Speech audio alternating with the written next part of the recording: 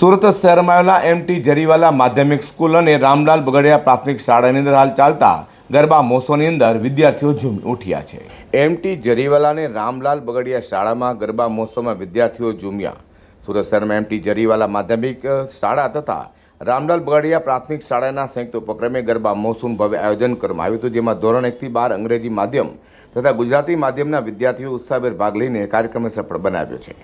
MT Jariwala માધ્યમિક શાળા અને રામપાલ બગડિયા પ્રાથમિક શાળાના સંયુક્ત ઉપક્રમે ગરબા મહોત્સવનું આયોજન ધૂમધામથી કરવામાં આવ્યું હતું, જેમાં ધોરણ 1 થી 12ના અંગ્રેજી અને ગુજરાતી માધ્યમના વિદ્યાર્થીઓએ આ કાર્યક્રમમાં ઉત્સાહભેર ભાગ લઈને તેને એક મનોરંજન અને સફળ કાર્યક્રમ બનાવ્યો છે।